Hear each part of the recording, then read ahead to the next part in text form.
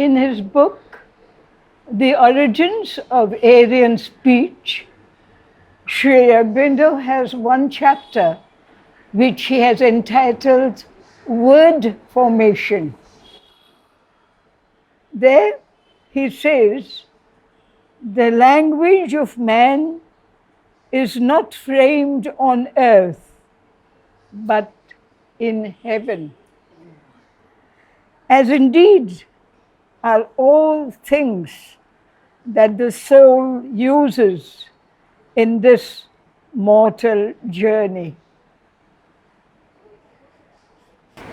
Can you read the whole thing? A few more sentences. Yes. The next sentence.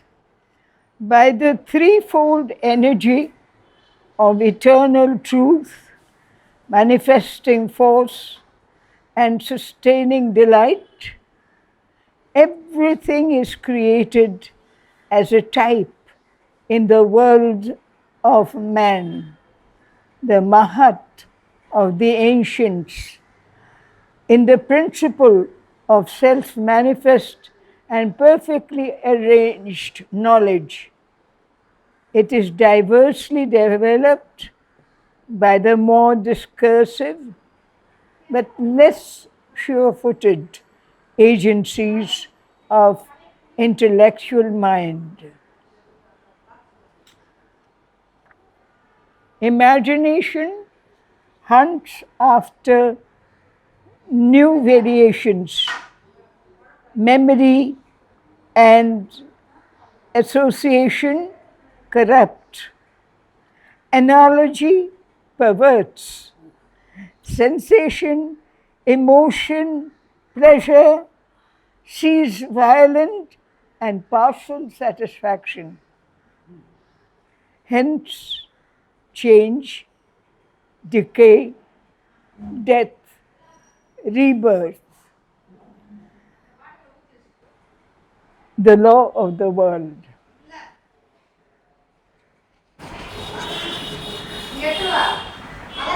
Could you share something about the first line which you said is very touching to you? That I couldn't find my book. I'll see afterwards. no, from the origins of Aryan speech. Aryan speech, a few more lines. No, the first line which you read, you said that is very special. No, there are, he says, as he says in the first line, that it is formed in heaven, not on earth. And all that man has caught is in each region a distortion, an adaptation to the region where they have caught that light. It's come from, yes. Here I have a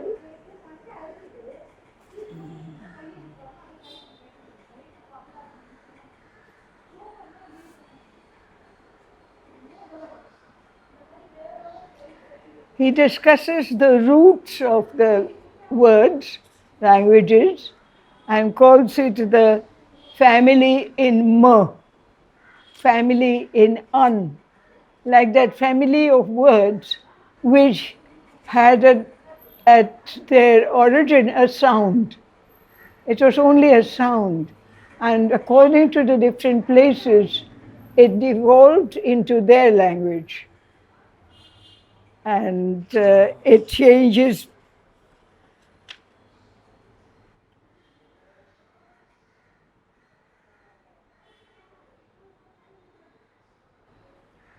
The elementary roots of language are in sound the vowel or semi-vowel roots, and its sense those which convey the fundamental idea of being burdened with the cognate, etc., immediately resultant ideas of the substance that pervades and the motion that bridges the space and time through which being expresses itself, in which it exists and relates as different points to each other. Now, he doesn't mention consonants. Huh? He mentions vowels, huh? Vowels and consonant sounds also. Consonants also he mentions. I don't know if I have marked them.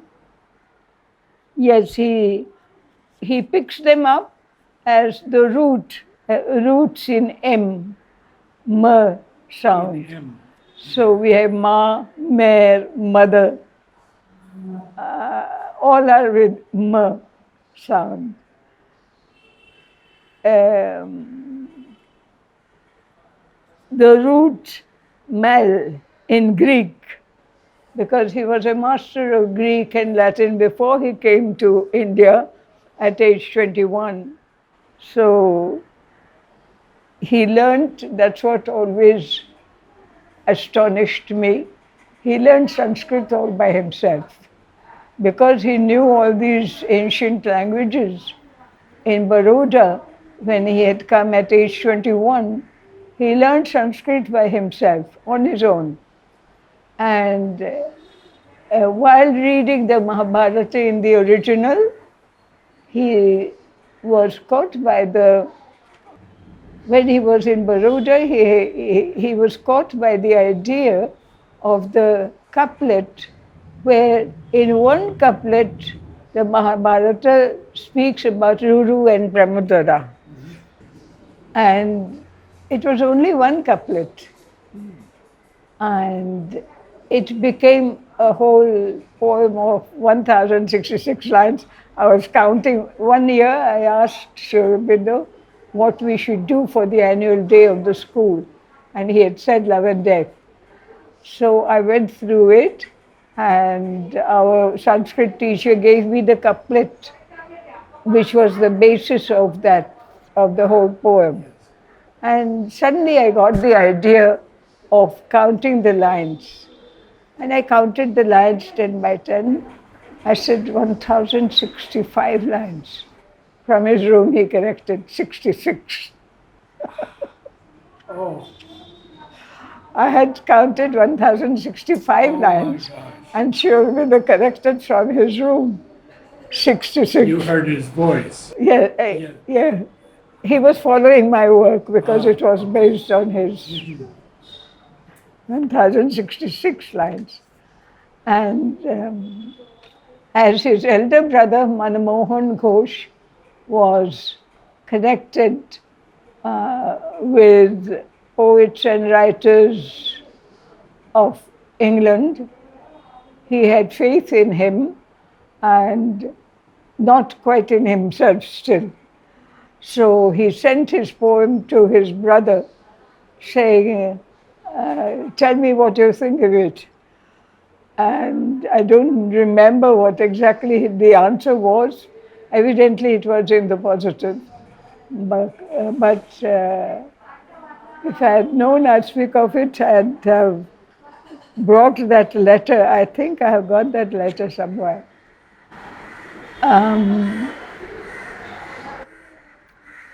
When we were children, that is what enchanted me. How could man start speaking? How did language begin? And my notebook, my children's English book said, at first there was no language, but when people lived together in a hutment or in a shed and they went out, they had to leave a message that they are coming back. So they would draw feet going out and feet coming in, that they would come back. They are going out, but they would come back. It had that and a few other things pulled together and put together became a language. At first it was only sign language. That's how we have in the Middle East the beginnings of civilization, cuneiform writing. You know, they have triangles, Cuneiform, and yes. on mud they would put the triangles in one way or another and then dry the mud tablet in the sun. And that's how it became effective. The other day I was drawing a few, uh, few faces from such mud tablets that have been preserved in the museums of India belonging to Ashokan time, 4th or 5th century AD. So it is very interesting. I wish I could show you. I'll see if I will be able to trace. They are fantastic portraits. I enlarged them just on my own and they became real portraits. And it is very beautiful. I'll try and find out afterwards. So, Sri Aurobindo tells us that sound came directly from the divine. The sounds, Yeah, not sound writing, of, but the sounds of sound. yeah. So he speaks of the, philological notes. Yes. Here, notes on root sounds. There is a list of root sounds. The root mal in Greek. The first root I shall take, not at random, but for the case and generosity with which it assists our investigation, is the root mal, to flourish, bloom, etc. I choose this root for two strong reasons. First, because it is common in full plentifulness of its derivatives to the three languages Greek, Tamil, and Latin. Greek, Tamil, and Latin. Tamil also he found was a very ancient language. As well as to Sanskrit, and secondly, because its consonants are among the least liable to change in the whole range of the once common alphabet. All four languages preserve the E and the initial M in spite of the occasional permissibility of the change of L to R and M to B in some of these languages. L into R and M into B. Very strange. But I will first pursue this route through the ramifications in Greek. Then he deals with the subject. Greek, Tamil, Latin. Greek, Tamil, Latin, and Yes. Sanskrit. Sanskrit he places afterwards. Afterwards. Yes.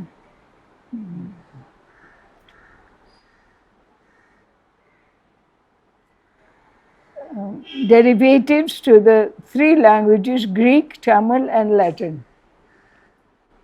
And L to R, M to B in some of these languages, and he takes the ramifications in Greek first.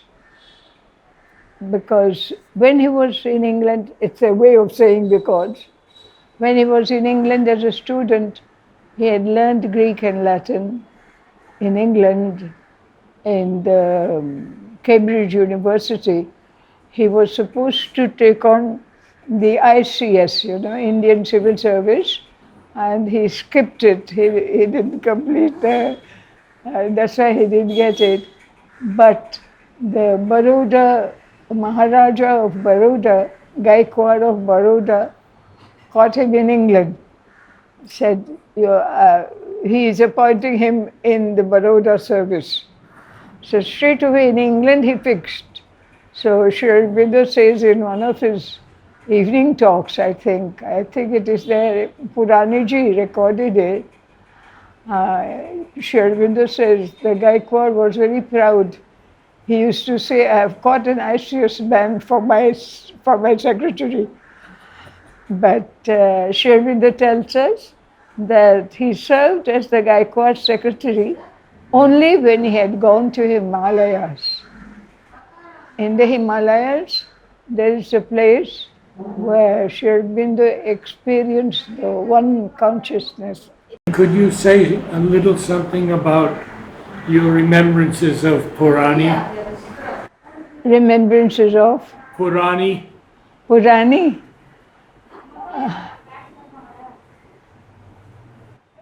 Well, he is the one who went to England and visited all the houses where Sri Aurobindo had lived right from his childhood. The Druids had kept a record, and actually when he found in Cambridge that they had protected the room that he had occupied as a student, Mother was absolutely flabbergasted. She was very impressed, and I don't think she knew that he was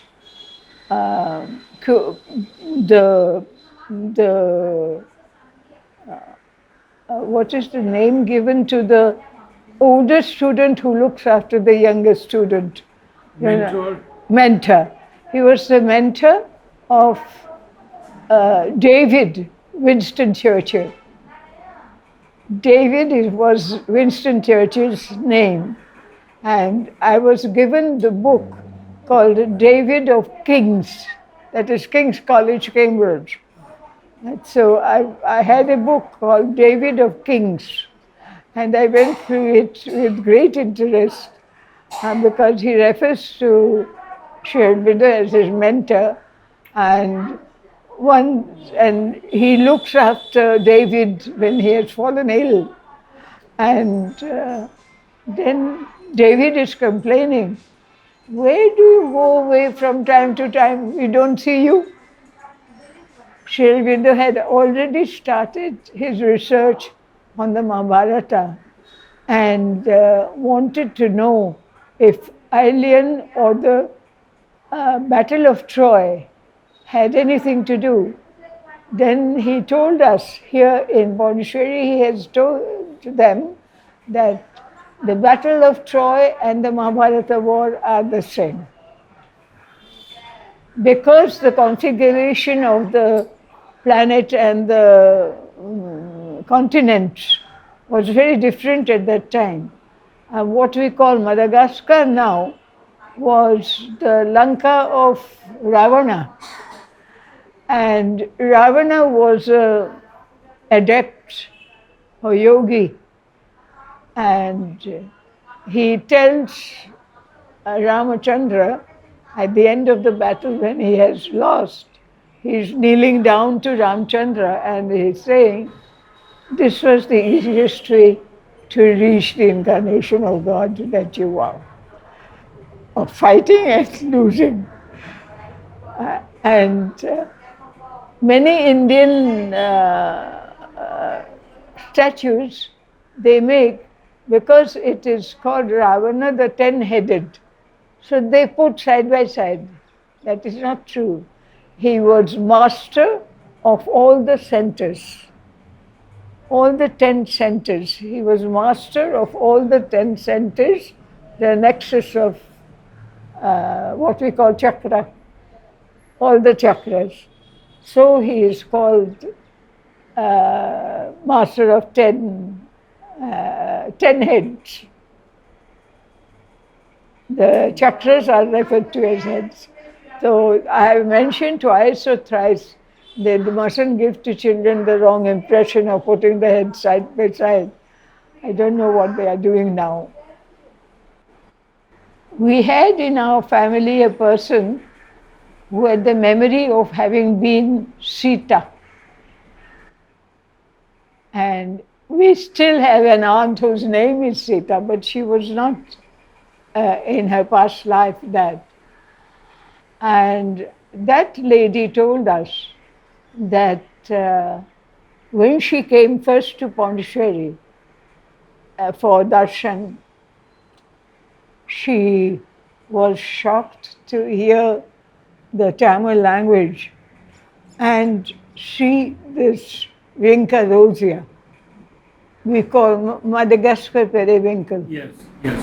Vinca rosea. Yes. So she said, in the time of Ramchandra, at that time, it is true that the land was filled with these flowers, and the language people spoke, she, a northern person, described as they put pebbles in the mouth and they are turning the pebbles.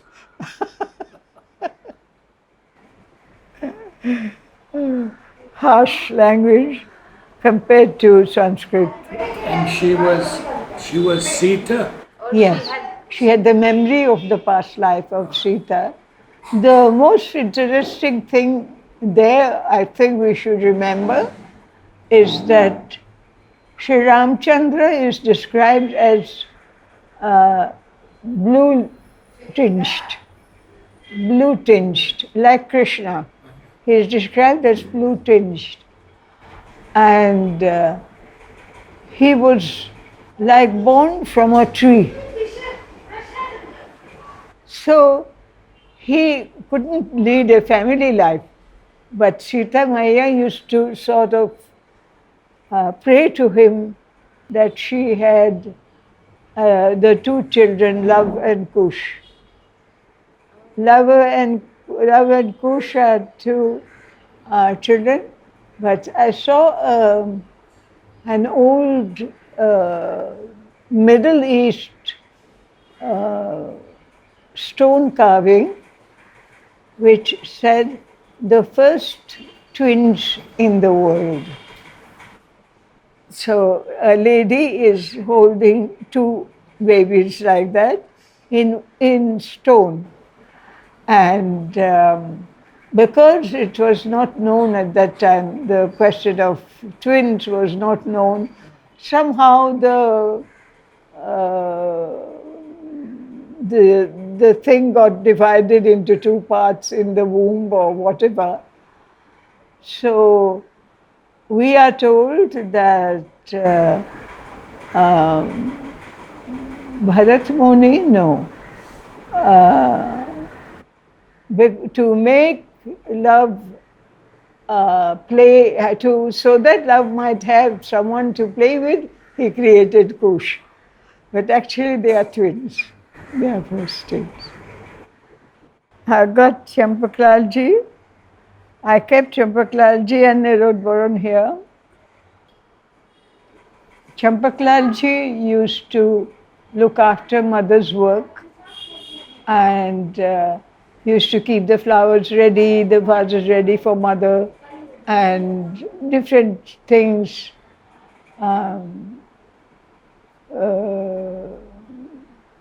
Dioman Bhai used to bring the mother's lunch from the kitchen upstairs. Ambu Bhai used to bring upstairs and give to Dioman, who would take the food upstairs. But mother found it a little difficult and often she wouldn't eat. So, but what my mother cooked, she could eat. She told me one day, your mother is a fine cook. When she cooks, it is a feast. And then I've still got a cut glass bowl and cover. In the afternoon, after playing tennis, mother would come here. Mother would find it, feel hungry. So my mother used to take something, cook something, and take him that to the mother who ate from that bowl. I'll show you that bowl. And one day I happened to go to the playground, and the mother's attendant, Gauri was mother's attendant, not Gauri Pinto, No. Gauri the Shinil's wife. Shinil the musician, his wife. Yes. She used to look after mother in the playground. I found her standing at the open doorway, and I said, of the mother's room. So I said, what are you doing?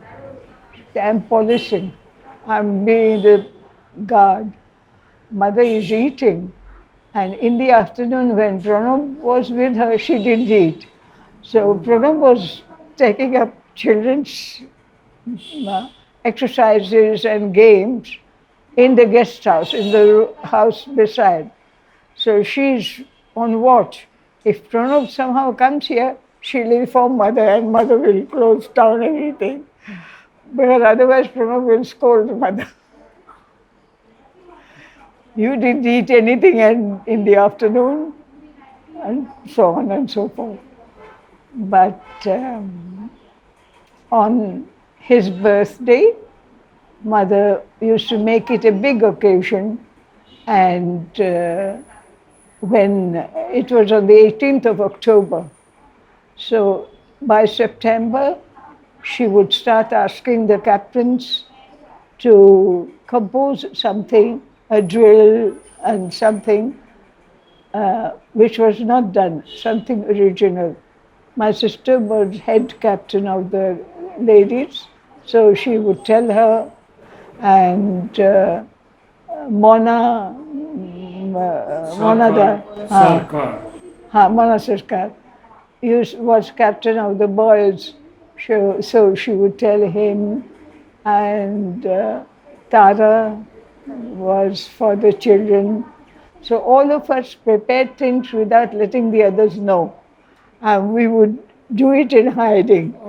My sister, one year, had a very good idea. We had seen in a movie the movement of wave done by a whole set of people. So she said, instead of straight line, we will do it in a circle. So we had two circles, concentric circles. The center circle had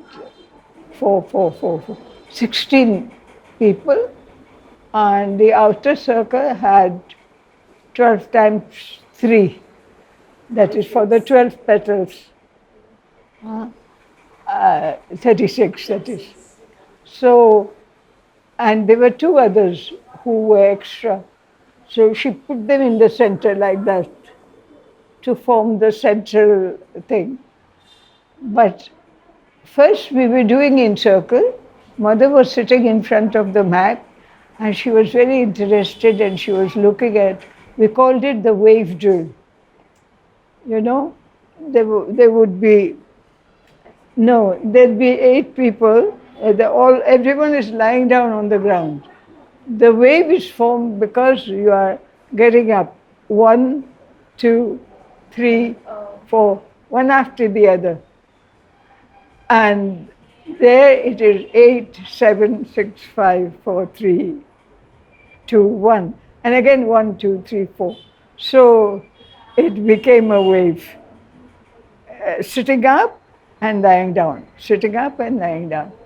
Mother was looking at it very carefully from her chair, and then we finished that, we lay down, and we all got up together, and some of us slid forward. Mother said, what are they doing? We, sort of edged out, and she was just struck dumb. It was her symbol. We had made her symbol 4, 4, 4, 4, 16 for the 4 petals, 2 people in the center for the center, and 12 petals with 3 in each. My mother was very happy. It was all my sister's idea. It has been filmed, and afterwards she tried Sri Aurobindo symbol on the ground, but we couldn't do it. I saw it in this 2nd December program. Huh. They have done it. Sri Aurobindo symbols. In the sports ground? Yes. Yes. We had tried in the playground, we couldn't do it. So that is one aspect of our story.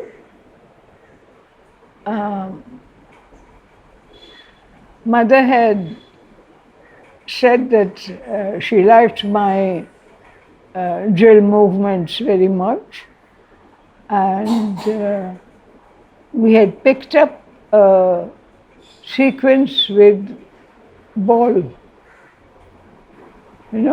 throw, catch. There are different movements that you can do.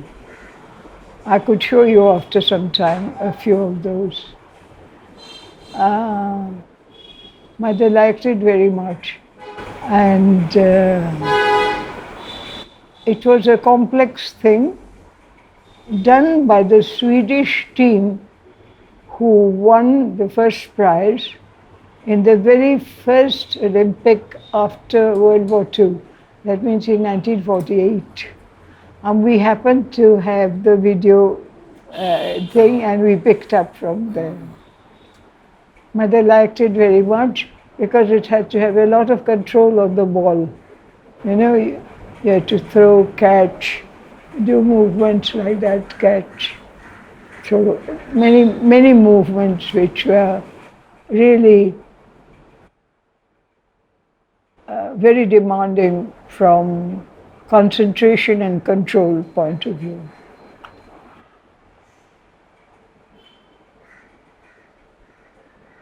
Mother had played tennis, and with us, where did I keep that down? With the older girls, that is, girls above 18, she had played singles alone. She used to play with Pranab as partner, and after her game, the doubles game would be over, Pavitrada would drive the car where Mother and Pranab would come. Pranab got down in the playground for doing his own work, and Mother would drive back. So 2 years consecutively she had done that to play singles with us. She had played singles, and you played single with Mother? Yes, I have played 2 years.